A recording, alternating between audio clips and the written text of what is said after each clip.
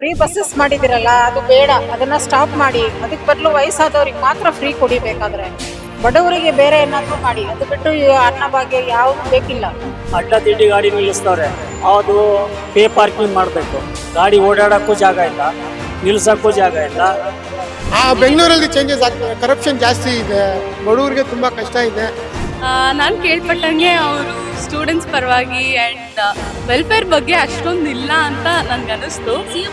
Safety ವಿಷಯದಲ್ಲಿ ಬಂದರೆ ವುಮೆನ್ಸ್ಗೆ safety ಇನ್ನೂ ವರ್ಸ್ಟ್ ಆಗ್ತದೆ. ಸೊ ಸೇಫ್ಟಿ ಮ್ಯಾಟರ್ ಇಂಪ್ರೂವ್ ಆಗಬೇಕು. 3 ವರ್ಷದಿಂದ ಏನಾಗಿದೆ? ಏನೂ ಆಗಿಲ್ಲ. ರೋಡ್ ಸರಿ ಇಲ್ಲ, ಡಸ್ಟ್ ಅಂದ್ರೆ ಡಸ್ಟು, ಪ್ಯಾಟ್ ಹೋಲ್ಸ್ ಜಾಸ್ತಿ ಇದೆ. ಎಲ್ಲರಿಗೂ 4 ಜನ ಒಳ್ಳೇದ್ ಮಾಡಿದ್ರೆ ಆಗುತ್ತೆ ಅಲ್ವಾ? ಹೇಳಿದ ಮಾತು ಕರೆಕ್ಟಾಗಿ ನಡ್ಕೋಬೇಕು ಅವ್ರು. ಫ್ರೀ ಯಾರು ಇವತ್ತಿನ ಕಾಲದಲ್ಲಿ ಯಾರು ಬಡವರಿಲ್ಲ, ಎಲ್ಲರೂ ಶ್ರೀಮಂತರಿದ್ದಾರೆ. ಮನೆಗೆ 1 ಗಾಡಿ 2-3 ಗಾಡಿ ಇದಾವೆ, ಯಾರೂ ಬಡವರಿಲ್ಲ. ಇವಾಗ ಫ್ರೀ ಯೋಜನೆ ಅಂತ ಯಾರಿಗೂ ಕೊಡಬಾರ್ದು. ಫ್ರೀ ಬಸ್ಸಸ್ ಮಾಡಿದಿರಲ್ಲ ಅದು ಬೇಡ, ಅದನ್ನ ಸ್ಟಾಪ್ ಮಾಡಿ. ಅದಕ್ಕೆ ಬದಲು ವಯಸ್ಸಾದವ್ರಿಗೆ ಮಾತ್ರ ಫ್ರೀ ಕೊಡಿಬೇಕಾದ್ರೆ, ಮತ್ತೆ ಸಣ್ಣ ಮಕ್ಕಳಿಗೆ, ಸ್ಕೂಲ್ ಮಕ್ಕಳಿಗೆ ಫ್ರೀ ಕೊಡಿ ಬೇಕಾದ್ರೆ.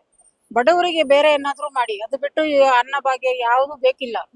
ಏನೂ ಆಗಿಲ್ಲ. 3 ವರ್ಷದಿಂದ ಏನಾಗಿದೆ? ಏನೂ ಆಗಿಲ್ಲ ಅಲ್ವಾ? ಮತ್ತೆ ರೈತರದ್ದು ಎಲ್ಲ ಜಮೀನೆಲ್ಲ ತಗೊಳ್ತೀವಿ ಅಂತ ಇದ್ದಾರೆ. ಅದು ನೀರಾವರಿ ಜಮೀನಲ್ಲ. ಅದು ತಗೊಂಡ್ರೆ ಮತ್ತೆ ಬೆಳೆ ಎಲ್ಲಿಂದ ಬೆಳಿತಾರೆ? ಎಲ್ಲರೂ ತಿನ್ನೋರೇ ಆದ್ರೆ ಬೆಳೆಯೋರು ಯಾರು ಅಲ್ವಾ? ಅದು ಒಂದು ಸಿಎಂ ಅವ್ರು ಸ್ವಲ್ಪ ನೋಡಿದ್ರೆ ಒಳ್ಳೇದು. ಅಲ್ಲ, ಈಗ ಸಿಎಂ ಆದ ತಕ್ಷಣನೇ ಅವರು ಫ್ರೀ ಬಸ್ ಅಂತ ಹೇಳಿದ್ರು ಸ್ಟೂಡೆಂಟ್ಸ್ಗೆಲ್ಲ. ಒಂದಷ್ಟು ಫ್ರೀ ಯೋಜನೆಗಳು ಈ ಹಿಂದೆ ಕೂಡ ಆಗಿದ್ವು. ಸೊ ಈ ಯೋಜನೆಯಿಂದ ಒಂದಷ್ಟು ಜನ ಖುಷಿ ಆಗಿದ್ದಾರೆ ಸ್ಟೂಡೆಂಟ್ಸ್ಗೆ. ಸ್ಟೂಡೆಂಟ್ಸ್ ಕೊಡ್ಲಿ, ಯಾಕಂದ್ರೆ ಅವರಿಗೆ ಎಜುಕೇಶನ್ ಪ್ರಾಬ್ಲಮ್ ಇರುತ್ತೆ ಪಾಪ. ಎಲ್ಲರ ಕೈಯಲ್ಲೂ ದುಡ್ಡು ಇರಲ್ಲ ಅಲ್ವಾ? ಸ್ಟೂಡೆಂಟ್ಸ್ ಓಕೆ ಇದೆ. ಇದು ಫ್ರೀ ಬೇಡ, ಯಾರಿಗೂ ಬೇಡ, ಲೇಡೀಸ್ಗೂ ಬೇಡ.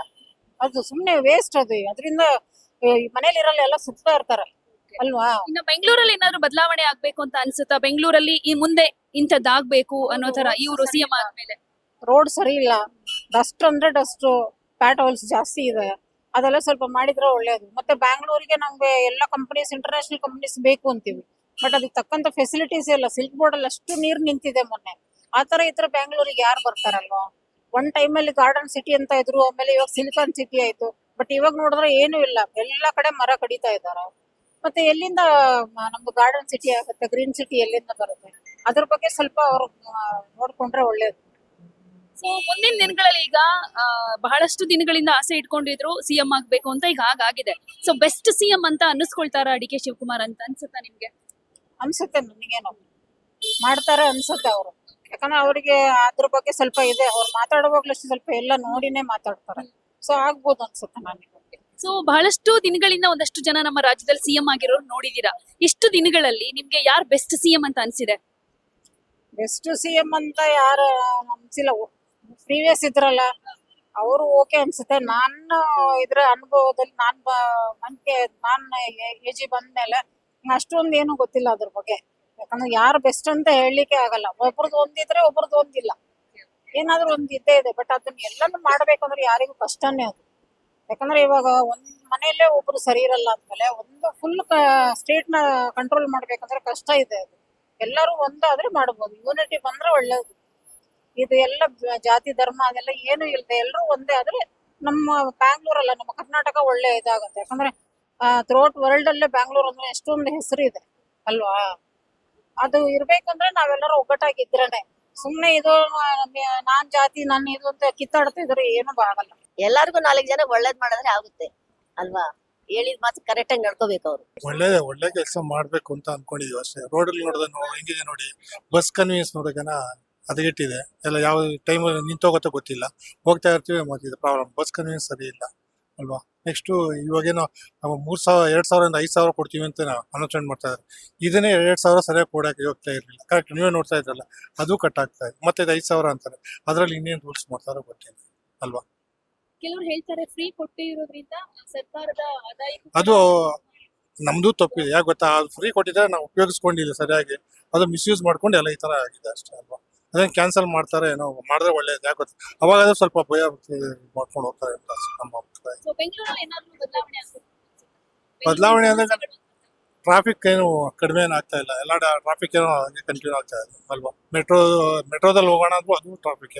ಯಾವುದು ಏನು metro best main traffic control ಮಾಡೋದು. ಟ್ರಾಫಿಕ್ ಸಿಕ್ಕಾಪಟ್ಟೆ ಆಗಿದೆ, ಅಡ್ಡದಿಡ್ಡಿ ಗಾಡಿ ನಿಲ್ಲಿಸ್ತವ್ರೆ, ಅದು ಪೇ ಪಾರ್ಕಿಂಗ್ ಮಾಡಬೇಕು. ಮತ್ತೆ ಒಳ್ಳೆ ಕಮಿಷನರ್ ಬರಬೇಕು, ಆ ಪಾರ್ಕಿಂಗ್ಗೋಸ್ಕರನೇ ದೊಡ್ಡ ಪ್ರಾಬ್ಲಮ್ ಆಗಿದೆ ಇವಾಗ. ಗಾಡಿ ಓಡಾಡಕ್ಕೂ ಜಾಗ ಇಲ್ಲ, ನಿಲ್ಸಕ್ಕೂ ಜಾಗ ಇಲ್ಲ, ತುಂಬಾ ತೊಂದರೆ ಆಗ್ತಾ ಇದೆ. ಈಗ ಸಿಎಂ ಆಗಿದಾರಲ್ಲ, ಏನಾದ್ರು ಬದಲಾವಣೆ ತರ್ತಾರೆ ಅಂತ ಅನ್ಸುತ್ತಾ? ತರ್ತಾರೆ ಮೇಡಮ್, ಬದಲಾವಣೆ ಮಾಡ್ತಾರೆ. ಇವಾಗ ಹೋಪ್ ಇದೆ ಅವರಿಗೆ, ಮಾಡ್ತಕ್ಕಂಥ ಮಾಡ್ಬೋದು ಅವರು. ನಿಮ್ಗೆ ಏನಾದ್ರು ಎಕ್ಸ್ಪೆಕ್ಟೇಷನ್ ಇದೆಯಾ ಡಿ ಕೆ ಶಿವಕುಮಾರ್ ಇಂಥದ್ ಮಾಡಿದ್ರೆ ಬೆಂಗಳೂರಿಗೆ ಒಳ್ಳೇದು ಅಂತ? ಅದೇ ನಮ್ಗೆ ಅನ್ಸಿದ ಮಟ್ಟಿಗೆ ಇದೆಲ್ಲ ಫ್ರೀ ಎಲ್ಲ ತೆಗೆದು ಬಿಡಬೇಕು, ಎಲ್ಲರ ಹತ್ರ ದುಡ್ಡು ತಗೋಬೇಕು. ಬಸ್ ಇದೆಯಲ್ಲ, ಫಸ್ಟ್ ಟಿಕೆಟ್ ಗಂಡಸರಿಗೆ ಹೆಣ್ಕರಿ ಎಲ್ಲರದ್ದು ಫ್ರೀ ತೆಗೆದು ಟಿಕೆಟ್ ತಗೊಳಂಗ್ ಮಾಡಿದ್ರೆ ಏನೋ ಅನುಕೂಲ ಆಗ್ಬೋದು. ಫ್ರೀ ಯಾರು ಇವತ್ತಿನ ಕಾಲದಲ್ಲಿ ಯಾರು ಬಡವರಿಲ್ಲ, ಎಲ್ಲರೂ ಶ್ರೀಮಂತರಿದ್ದಾರೆ. ಮನೆ ಒಂದು ಗಾಡಿ 2-3 ಗಾಡಿ ಇದಾವೆ, ಯಾರು ಬಡವರಿಲ್ಲ ಇವಾಗ. ಫ್ರೀ ಯೋಜನೆ ಅಂತ ಯಾರಿಗೂ ಕೊಡಬಾರದು.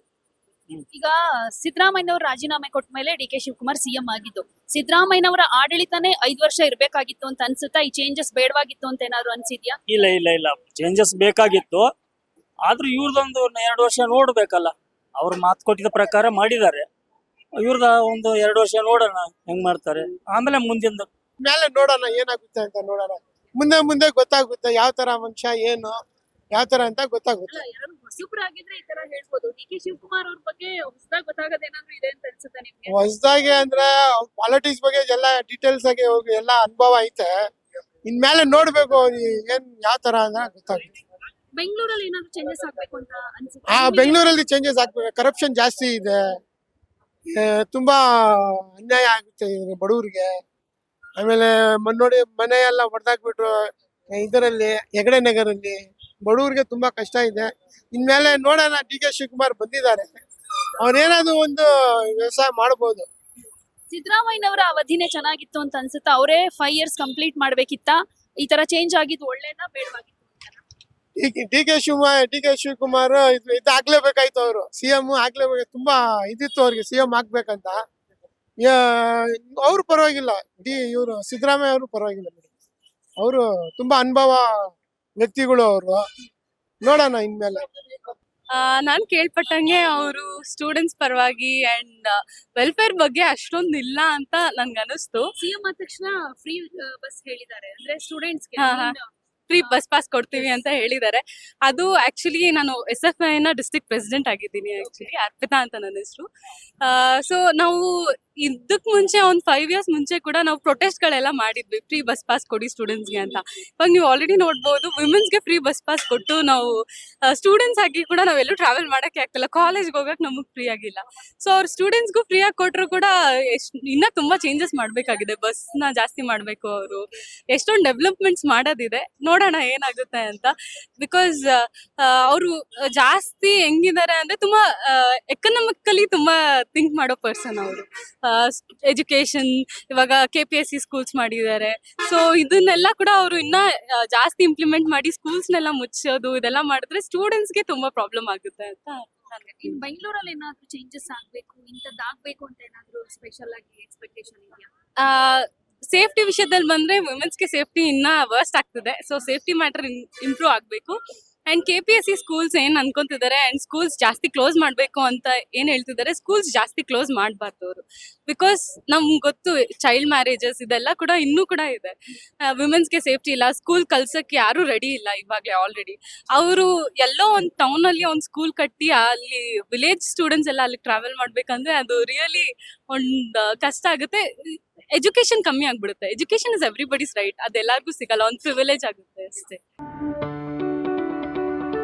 ಯಾವುದೇ ಸುದ್ದಿಯ ಅಪ್ಡೇಟ್ ಅನ್ನ ಮಿಸ್ ಮಾಡ್ಕೊಳ್ಬಾರ್ದು ಅಂದ್ರೆ ಈಗ್ಲೇ ಒನ್ ಇಂಡಿಯಾವನ್ನ ಸಬ್ಸ್ಕ್ರೈಬ್ ಮಾಡಿ. ನಿಮಗೆ ಬೇಕಾದ ಭಾಷೆಯಲ್ಲಿ ಎಲ್ಲಾ ಸುದ್ದಿ ತಿಳಿಬೇಕು ಅಂದ್ರೆ ಒನ್ ಇಂಡಿಯಾ ಆಪ್ ಅನ್ನ ಡೌನ್ಲೋಡ್ ಮಾಡ್ಕೊಳ್ಳಿ.